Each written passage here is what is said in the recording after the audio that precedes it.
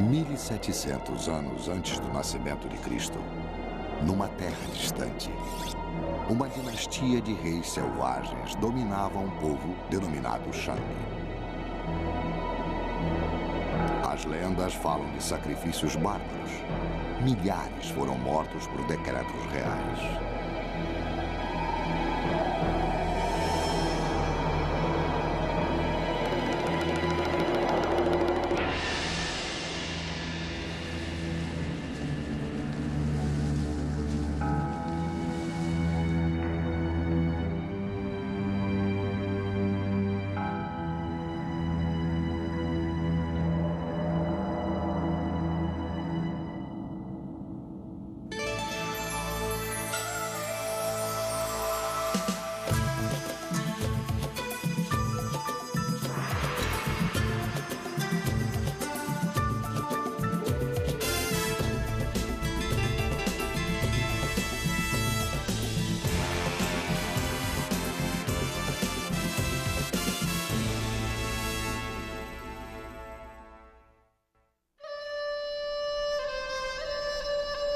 As implacáveis façanhas dos reis Shang não são mais lendas. Agora sabemos que elas foram reais. O início da dinastia data do início da civilização ocidental. Aqui, isolada no leste, a mais remota das antigas civilizações estava surgindo, numa terra chamada China. A maioria dos orientais vê a cultura chinesa começando na cidade capital de Beijing.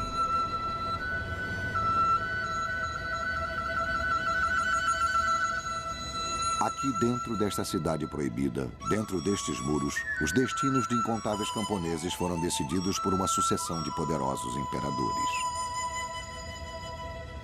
Mas para Robert Murochik, da Universidade de Harvard, os imperadores chineses eram herança de uma tradição milenar. Uma tradição nascida no poder, sacrifício humano e misteriosos ritos de Shang. As primeiras dinastias da Idade do Bronze na China foram mencionadas com muitos detalhes nos textos antigos das dinastias Shu e Han, mas foram mencionadas quase de uma forma lendária. A dinastia Shang saiu da posição de lenda para a condição de fato arqueológico com a descoberta dos ossos do oráculo e sua escavação na capital mais importante de Shang, próximo a Anyang.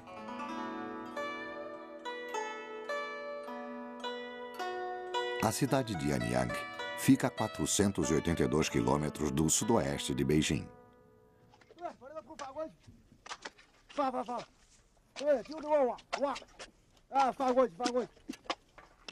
Aqui, em 1928, os arqueólogos chineses fizeram uma descoberta extraordinária.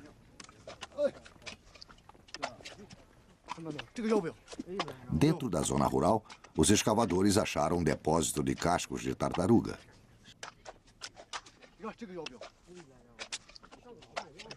Os cascos continham misteriosas inscrições, profecias estranhas, escritas em caracteres chineses antigos.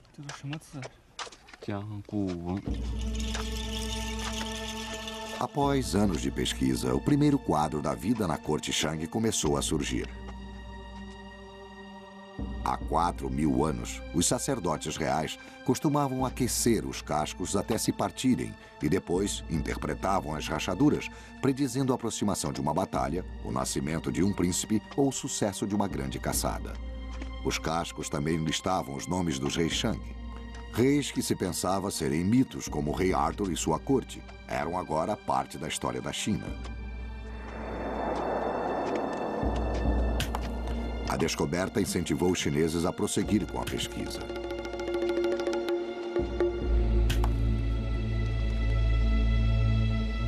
E este foi o resultado surpreendente.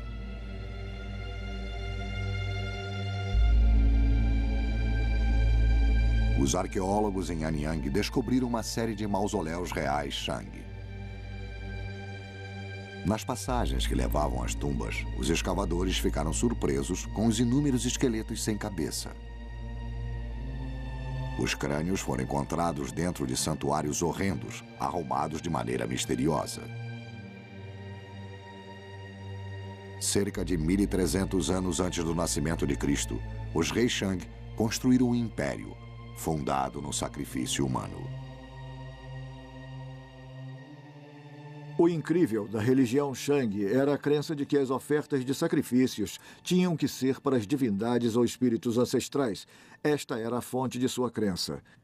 A fim de obter esta adoração, o Shang era requisitado a oferecer sacrifícios aos seus ancestrais. Os sacrifícios incluíam ofertas de carne e vinho, e a prova é o grande número de vasilhas rituais de bronze encontradas.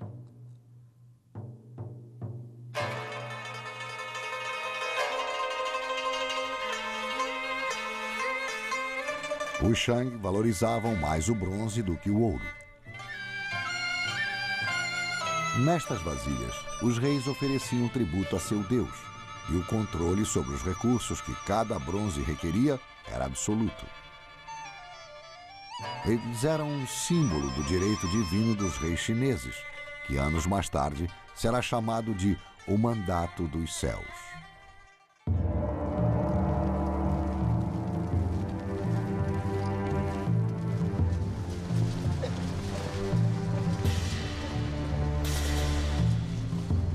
Os Shang empregavam tecnologia sofisticada para aperfeiçoar a maioria dos trabalhos de arte sagrados.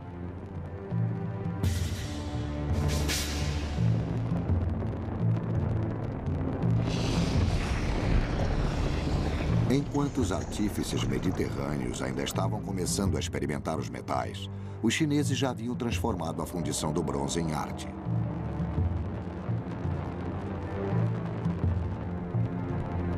De moldes feitos de barro na terra, surgiriam trabalhos de arte ricamente detalhados.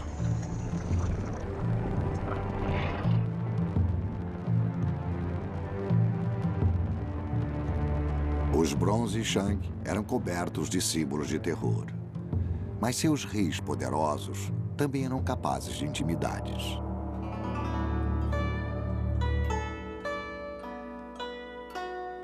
Wu Deng era um rei Shang do século XIII a.C.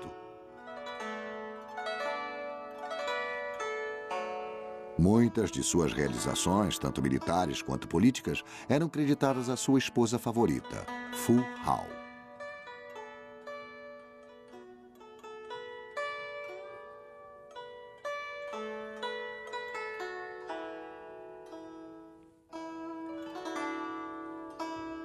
Na paz, ela realizava rituais dedicados aos espíritos e aos ancestrais reais.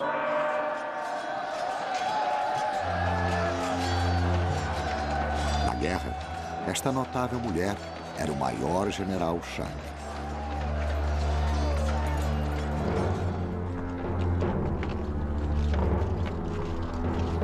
Ela comandou um exército de 13.000 guerreiros na batalha contra 2 clãs inimigos, derrotando ambos e conseguindo uma grande vitória para os Shang.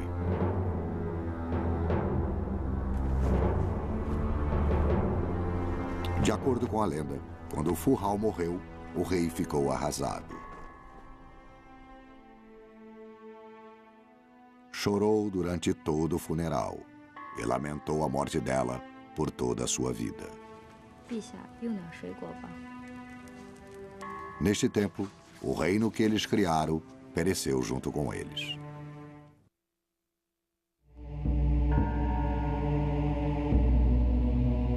Numa localidade chamada Sanxindui, uma importante cultura foi descoberta. Um povo que competia com os Shang pelo mandato dos céus.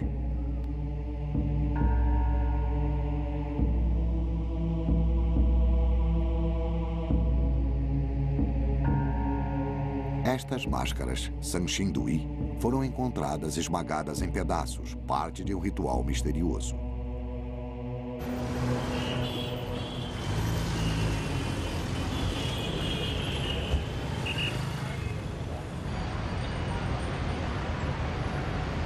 Elas foram remontadas aqui na cidade de Tsindu, no Instituto de Arqueologia.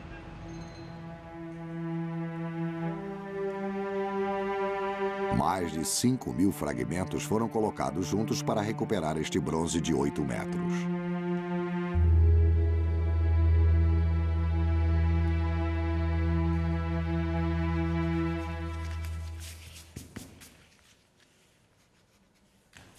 A recuperadora Zhang Guanli estava impressionada. Por que tais culturas cuidadosamente decoradas foram intencionalmente destruídas por seus criadores? Enquanto eu desenhava a estátua, eu tinha inúmeros pensamentos. Eu fiquei curiosa que houvesse uma estátua tão grande em data tão remota.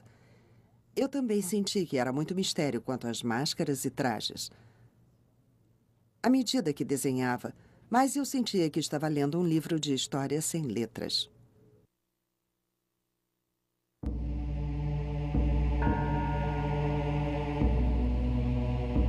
Estas obras de arte esmagadas pareciam ser a evidência da mais discreta aproximação do poder.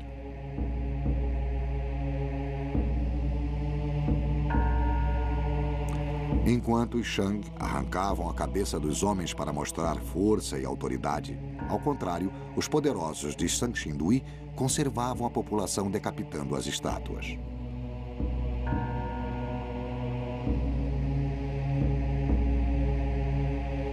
Mas reis tão ricos para encomendar tais bronzes extravagantes eram também capazes de reunir exércitos formidáveis. As culturas como o Sanxindui enfraqueceram a Shang, e assim se levou uma nova dinastia, um povo chamado Shou.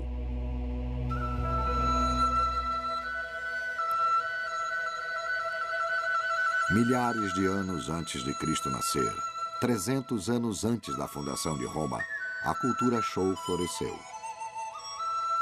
Eles estabeleceram seu império numa capital próximo à atual cidade de Xi'an.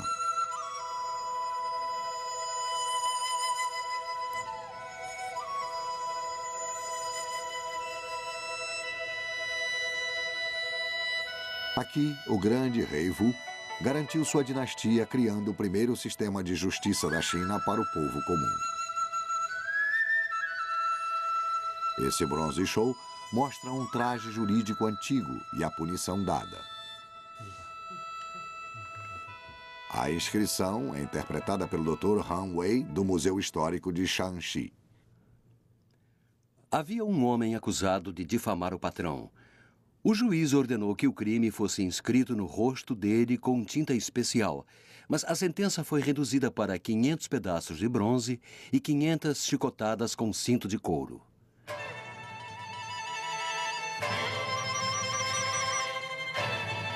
Os reis Shou criaram um sistema feudal baseado nos ensinamentos de Confúcio.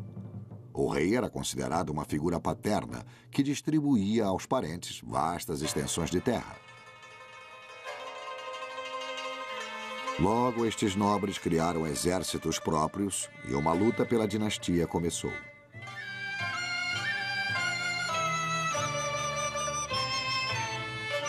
Guerras sangrentas tiveram início. Estados menores eram engolidos por poderes regionais maiores.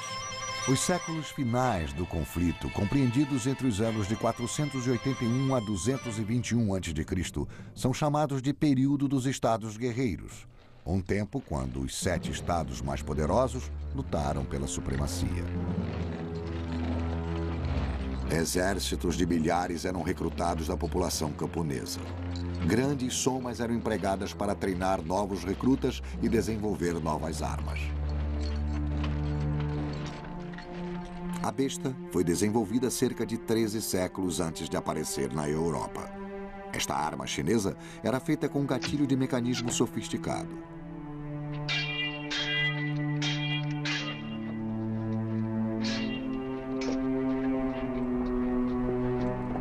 Os chineses confiavam na espada para o combate corpo a corpo.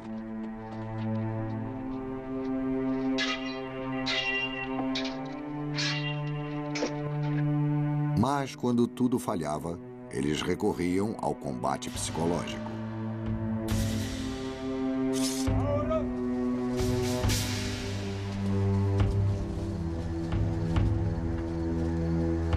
Em 496 a.C., um general Shou, incapaz de terminar o infindável impasse, enviou brigadas de criminosos para o front.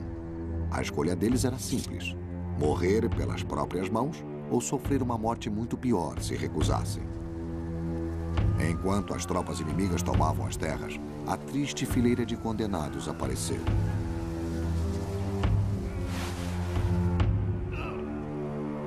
os soldados assistiram chocados aos condenados cometerem suicídio.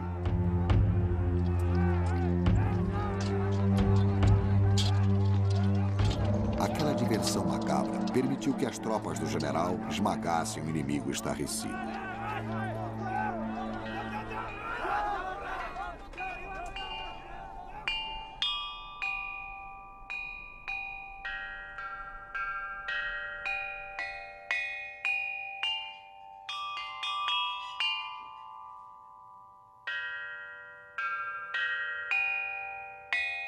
O período dos estados guerreiros foi ao mesmo tempo de destruição agressiva e agressão criativa.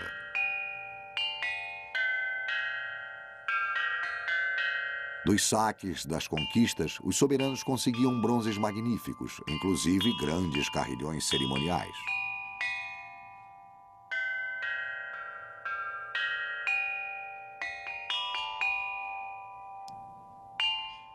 Peças de jade eram bastante procuradas e simbolizavam o poder e a majestade entre os nobres.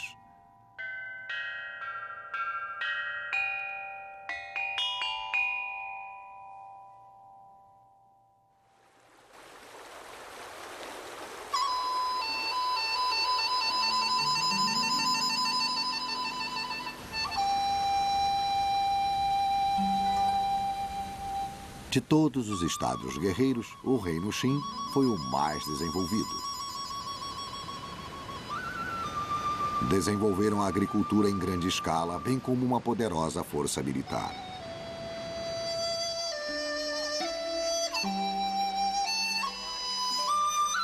"250 anos antes de Cristo, um labirinto de barragens, canais, represas e hidrovias transformaram o centro da China.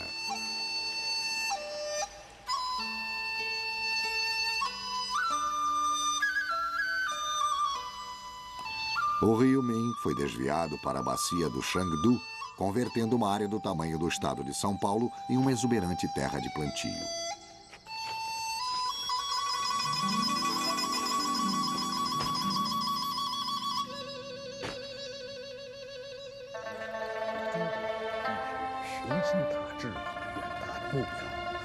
Os líderes Xin poderiam agora sustentar uma população crescente de civis e também alimentar sua máquina militar.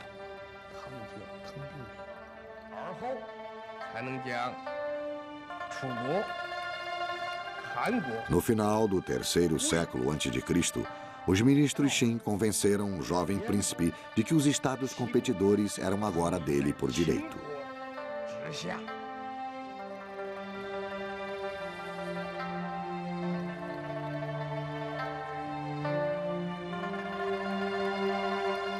O príncipe seguiu o conselho ministerial e tornou-se o governante mais poderoso do mundo, o Filho do Céu, senhor de todas as coisas sob o céu, o primeiro imperador da China, Xin Huangdi.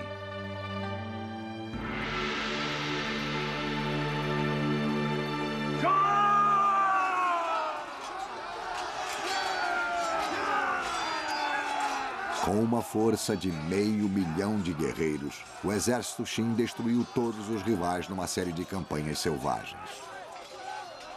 Sob o sistema Xin, mesmo um homem de nível social mais baixo podia mudar de status baseando-se no número de cabeças que cortasse em batalha.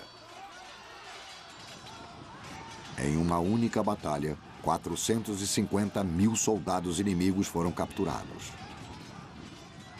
Todos foram decapitados por guerreiros Xin ansiosos em melhorar sua situação social. Por fim, estima-se que os Xin destruíram 2/3 da população inimiga.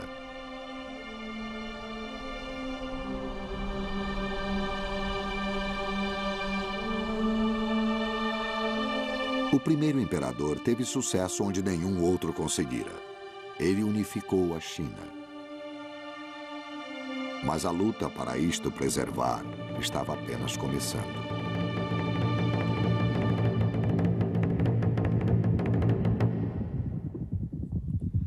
Distante ao norte, onde hoje é a Mongólia, guerreiros nômades atacaram de surpresa as instalações Xin ao longo da fronteira. No O primeiro imperador respondeu com um exército de 200 mil condenados e 100 mil guerreiros. A missão deles? Construir uma barreira única em todo o mundo, a Grande Muralha da China.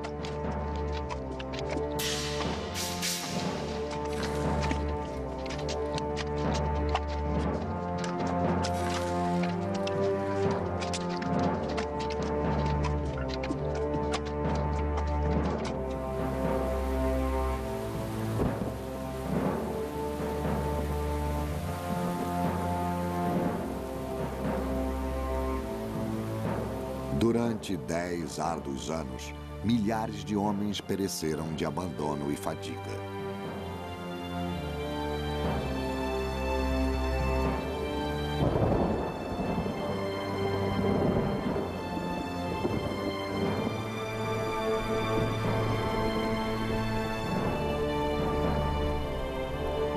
Seus corpos, alquebrados e coxeantes, serviram de reboco.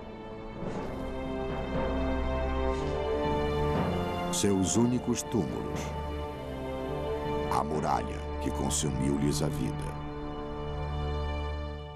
Se o rei tinha um grande projeto de construção, você poderia ser enviado para longe por muitos anos, separado da família, trabalhando sob condições difíceis, por exemplo, na Grande Muralha, e encarando não somente um clima difícil, mas provavelmente ações militares contra você enquanto envolvido na construção. E, muito frequentemente, ser morto no final do projeto, de forma que você não revelasse os segredos da própria construção. No folclore, encontramos a história de Muan Xiangnui, que procura pelo marido, um operário da Grande Muralha. Incapaz de encontrá-lo, dominada pelo desespero, Muan ajoelhou-se e chorou. Suas lágrimas eram tão amargas que a muralha se abriu para entregar o corpo do marido.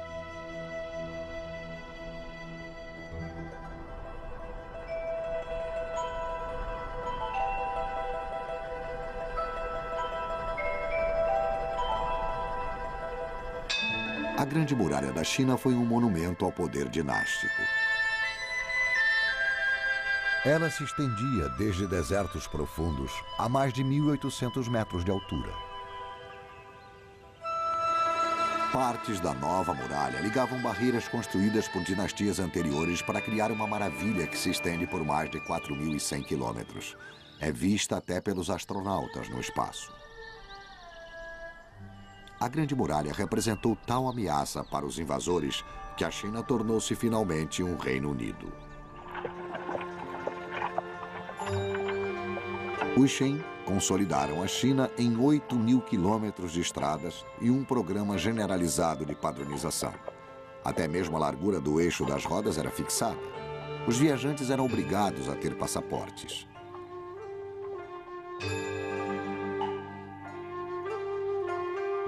Certa vez, os estados rivais cunharam moedas de todas as formas e tamanhos. Impondo uma moeda padrão, os Qin criaram um sistema monetário nacional.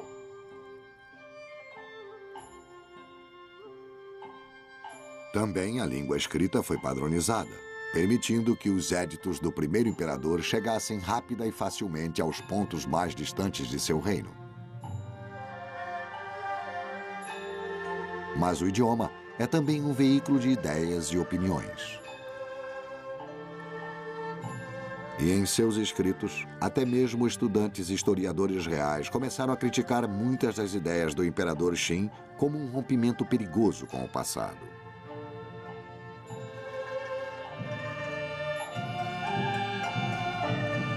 O grande conselheiro de Qin, Li Tsa, observou uma vez que os bem alimentados roedores dos celeiros reais eram mais agressivos do que os da rua. Mais tarde, ele se perguntaria se tanto conhecimento deveria alimentar revoltas. Tais pensamentos provocaram uma decisão drástica. Sob as ordens de Li Tsa, 460 estudantes foram enterrados vivos.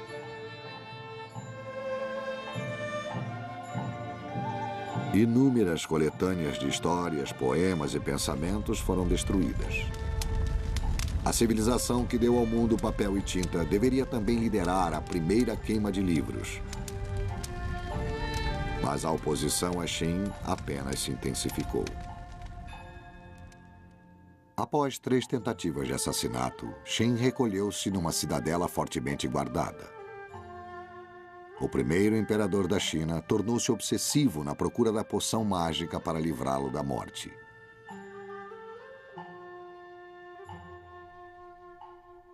Porém, uma das misturas que ele esperava torná-lo imortal, por fim teve sucesso onde seus inimigos falharam.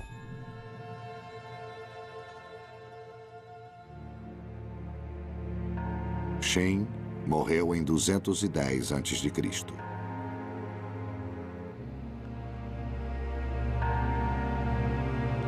O primeiro imperador da China foi enterrado no mais opulento mausoléu que o país tinha visto. Muito tempo depois da sua morte, 700 mil prisioneiros começaram a construção.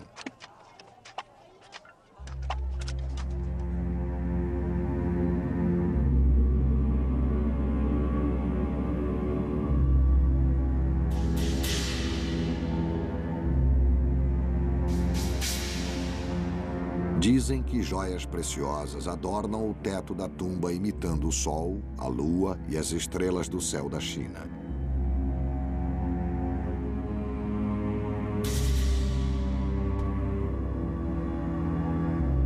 Armadilhas com bestas protegem a entrada principal, onde imitações das grandes cidades estão juntas a maquetes de rios. Cheios de mercúrio, eles desaguam em um oceano em miniatura. Para ocultar o local da tumba de Xin para sempre, todos os que sabiam deste segredo foram trancados dentro daquelas paredes.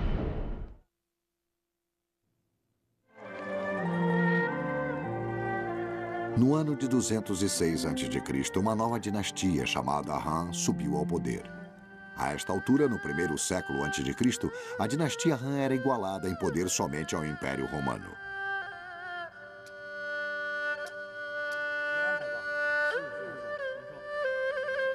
Mas o quinto imperador, Wu Ti, sabia que mesmo a Grande Muralha não protegeria seu reino para sempre. Os ataques dos nômades ao norte eram uma ameaça constante.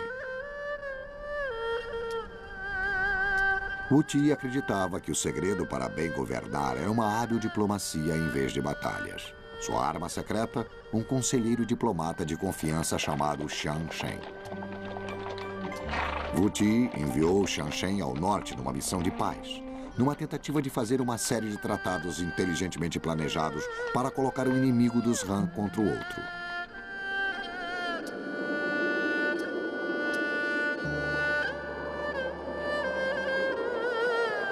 Em meio de sua missão, Xiang Shen foi capturado e abandonado à sua própria sorte pelo imperador.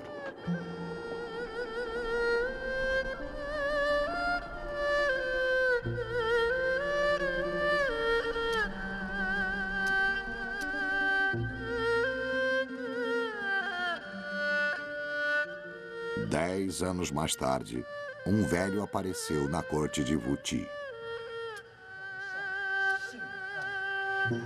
Xiang Shen, o diplomata fiel, havia sobrevivido.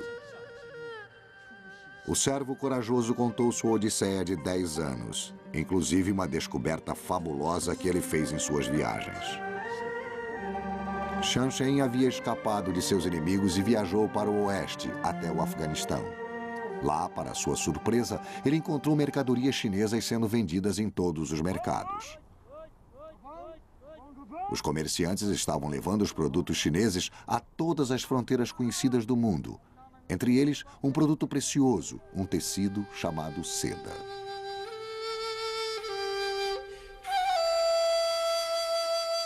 Wu Ti ouviu um pouco descrente, enquanto Xiang Shen descrevia como as mercadorias chinesas eram transportadas através de uma rede de estradas ruins chamadas de a Estrada da Seda.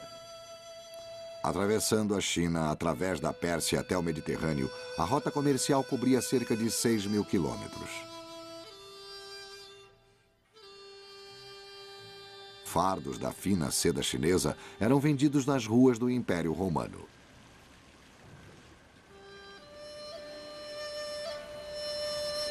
De fato, os romanos compravam este material com tal abundância que o imperador Tibério impôs um limite na importação de trajes de seda. Na China, a seda era o tecido de preferência dos funcionários cujas fortunas cresciam durante a dinastia Han.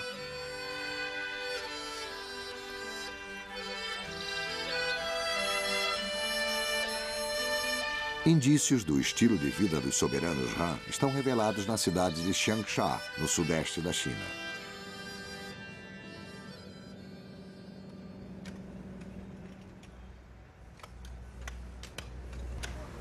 Em 1971, trabalhadores cavando um abrigo antibombas aspiraram gás.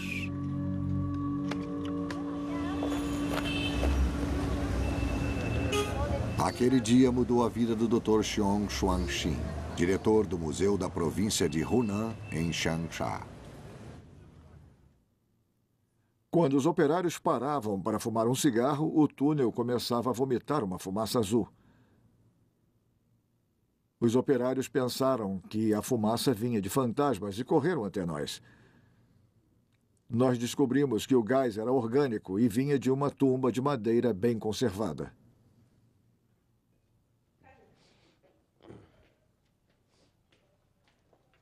Xiong ordenou uma escavação meticulosa e descobriu 3 ataúdes gigantes feitos de sólidos blocos de madeira.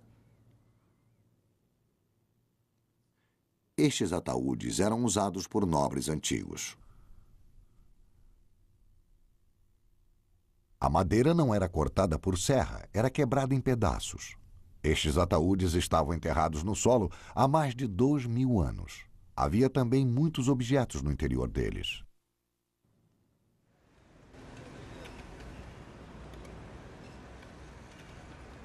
Estas tumbas eram protegidas do ambiente por uma grossa camada de argila e 5 toneladas de carvão vegetal absorvente.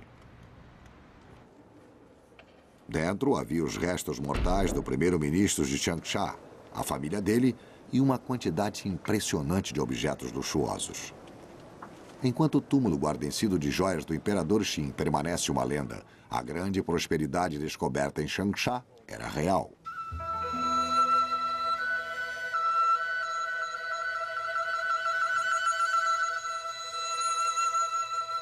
A maioria das centenas de peças elegantes e seda mista foi encontrada em perfeitas condições.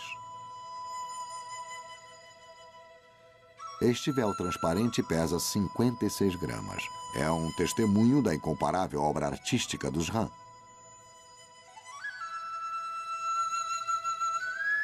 E a mais surpreendente de todas foram as sedas da senhora Qin, esposa do primeiro-ministro.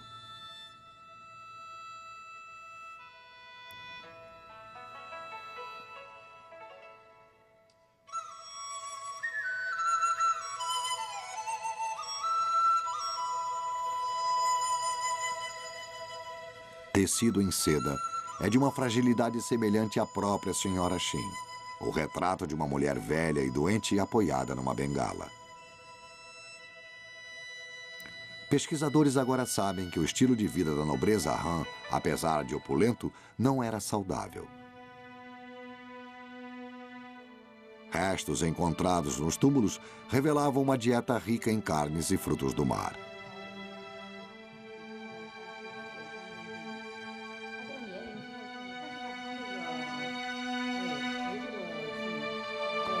Uma clara demonstração da vida chinesa dos ricos daqueles tempos é dada pela mais preciosa das relíquias, a própria senhora Qin.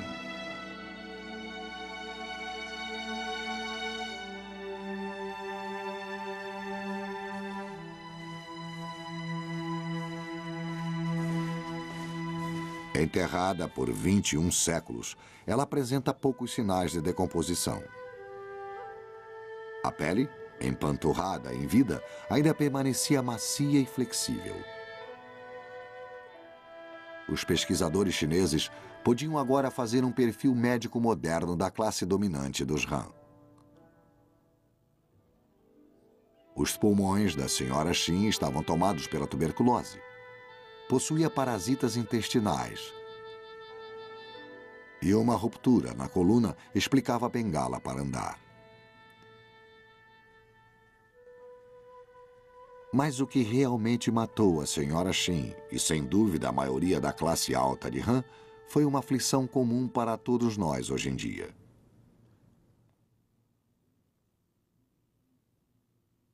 A autópsia da senhora Xin observou o coração, intestinos, sistema reprodutivo e sistema urinário. Ficou claro que ela morreu de doença cardíaca, de um ataque do coração por volta dos 50 anos.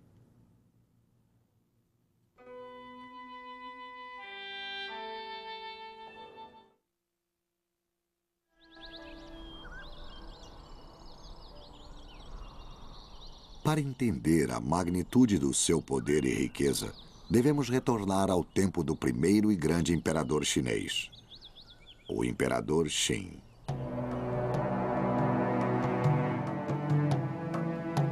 Para proteger seu túmulo, Qin contratou os mais marcantes guarda-costas que o mundo já viu.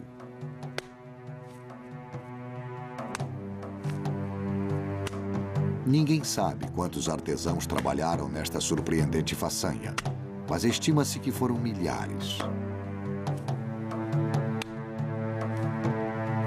A absoluta dedicação, a atenção sobre-humana aos detalhes, a própria aparência, são únicas na história.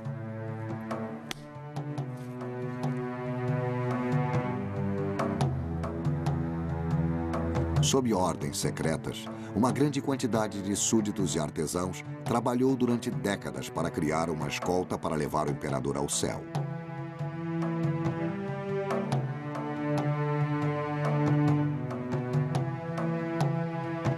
Na essência, Qin clonou seu exército humano em soldados do tamanho de um homem, feitos de argila. Os guerreiros posavam para seus moldes de terracota ou eram mortos.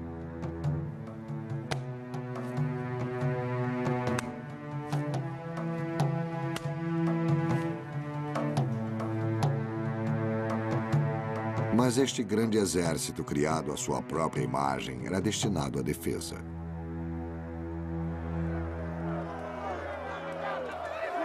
No caos que se seguiu à morte de Qin, a galeria subterrânea dos guerreiros em terracota foi descoberta por uma enfurecida multidão e queimada com tochas. A viga de madeira cedeu, enterrando os soldados aparentemente para sempre.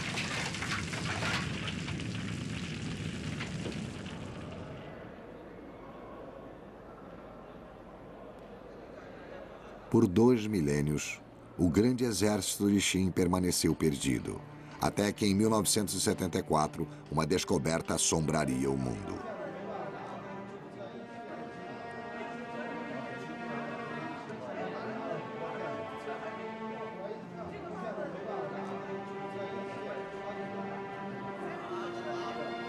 Um grupo de escavadores deparou com a escolta de Qin para o além.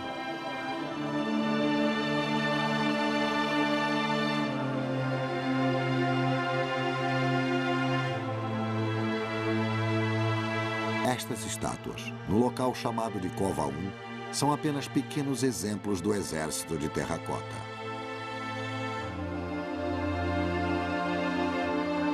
Estima-se que milhares de guerreiros permanecem escondidos na terra.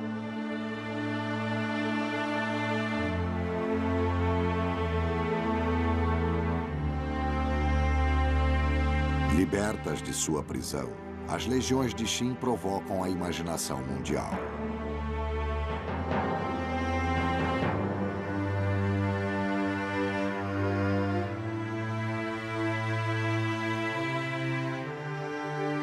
O Dr. Wang Chong-yi é o diretor do Museu de Guerreiros em Terracota.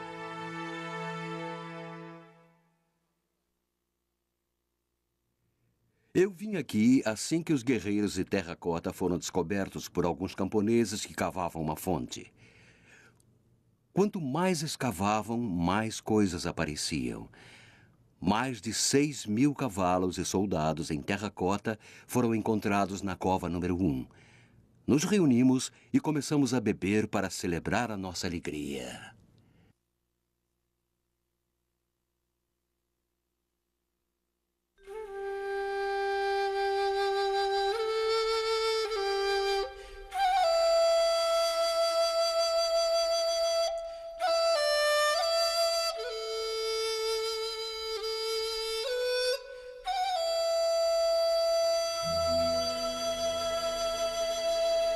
Os vândalos antigos transformaram os guerreiros em pedaços. Cada uma das figuras é uma tarefa árdua de restauração.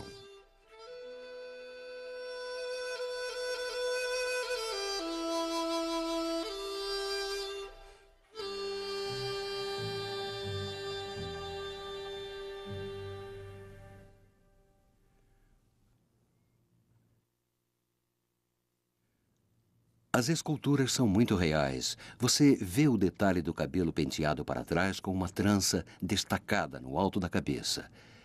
Os antigos chineses se preocupavam muito com o cabelo.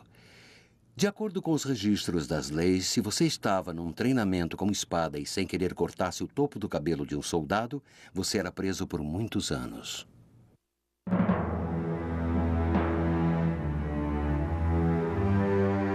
Enquanto o Império Romano possuía um exército composto de 100.000 homens, o Império Qin possuía uma força militar 6 vezes maior.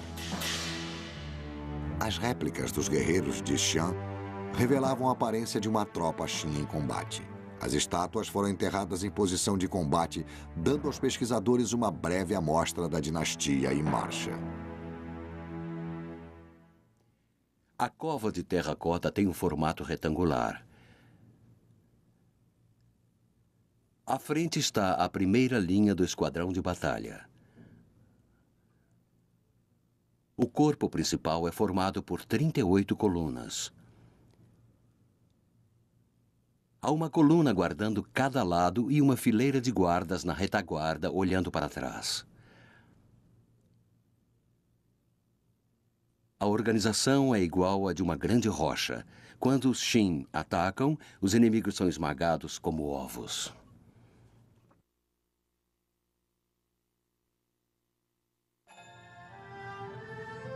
Recuperadas debaixo de punhados de argila, havia 10.000 modelos de armas chinesas. Tecnologia laser confirmou que os artesãos Qin usavam cromo galvanizado para evitar corrosão na superfície da espada. Ainda hoje, elas são tão afiadas que devem ser manuseadas apenas com luvas de proteção. Aqueles que tinham as espadas de Qin estavam numa parada escondidos do mundo enquanto 2.000 anos de história eram revisados.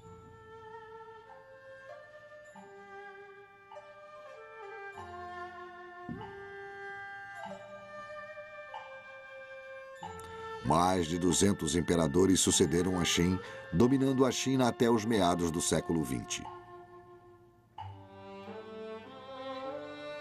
Hoje eles permanecem como símbolo do grande paradoxo da China.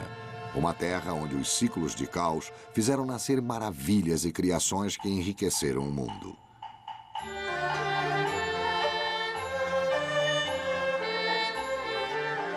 Sob o severo governo de Qin, os chineses refinaram o cultivo do arroz e painço, colheitas que até hoje sustentam mais da metade da população mundial.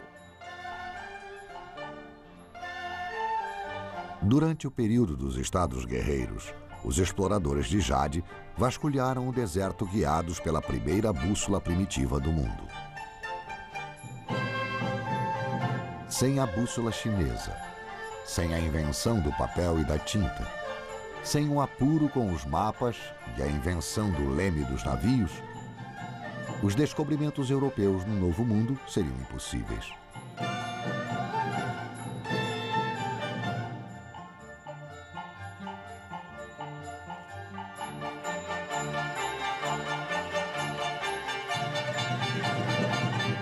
Finalmente, o domínio dos soberanos da China Imperial terminaria aqui, na Cidade Proibida, por volta da virada do século. Em 1908, com a idade de 3 anos, Puyi tornava-se o último imperador da China. 3 anos depois, ele seria destronado e a China tornar-se-ia uma república.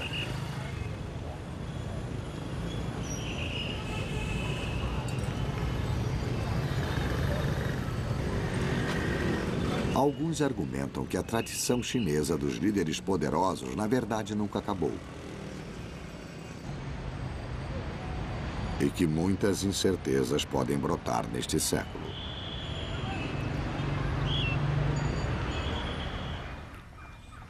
Mas na pressa de predizer o futuro, o passado deve ser nosso guia. A China moderna e antiga são inseparáveis.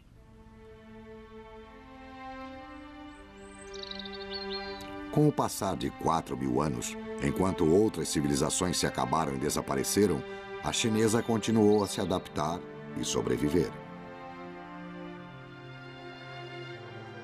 Apesar das intermináveis guerras e um século de revolução, é a continuidade que permanece.